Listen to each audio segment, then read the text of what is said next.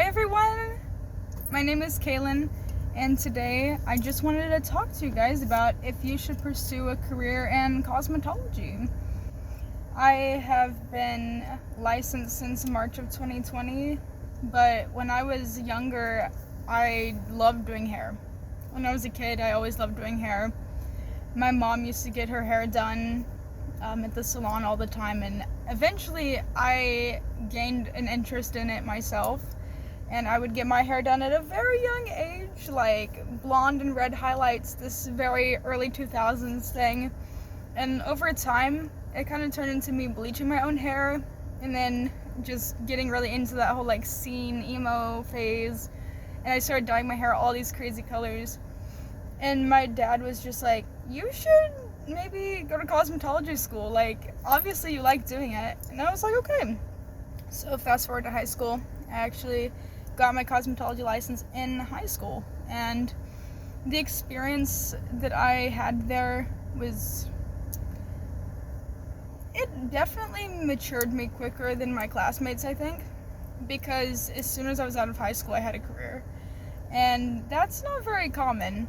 So when it comes down to deciding if you should pursue a career in cosmetology, you need to think of a few things.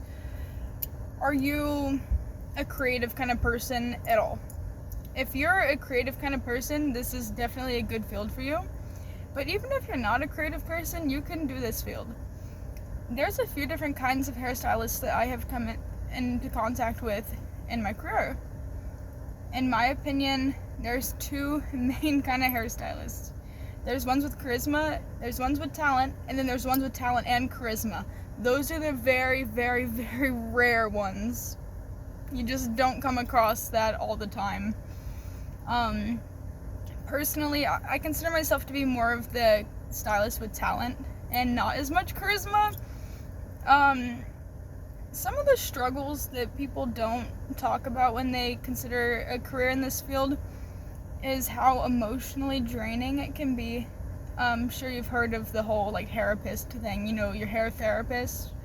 That exists because when you're talking to your clients, no matter how bad your day has been, no matter what you're going through as a person, no matter if you're hungry, if you're sick, if you need to go to the bathroom, any little personal need you might have, it is all about them.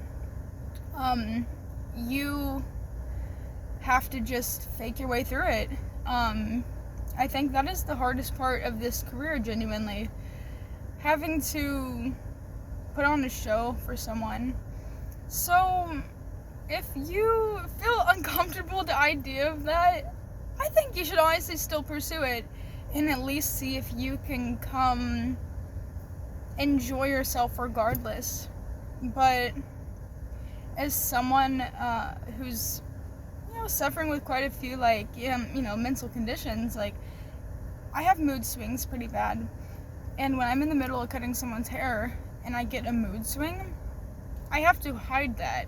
So there's this potential to feel incredibly boxed in by your job. It's a super fun job though. If you end up wanting to pursue cosmetology,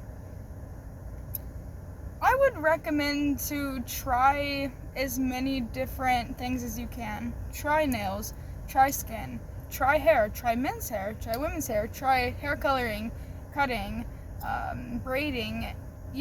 See if you find a place where you start to excel. And that's probably where you should focus your energy. One of the best things you can do when you start a new job is to identify where there is a lack of talent in your group and seek to learn that skill. I've noticed that in men's haircutting, a lot of stylists or barbers don't use scissors to do scissor cuts, and I actually hated doing scissor cuts, but 2 years ago I started learning how to do it so that I could fill that lack of talent. And because of that, a lot of my clientele is built up of men's scissor cuts, just because I decided to let that become my niche and let that become something I was really good at. So I would highly recommend that for anyone who gets themselves into a salon. Consider all of that info that I threw at you, and if you have any questions, leave them in the comment. And last thing, remember, use these 2 hands to give yourself a hug every day, and thank you for watching. Bye!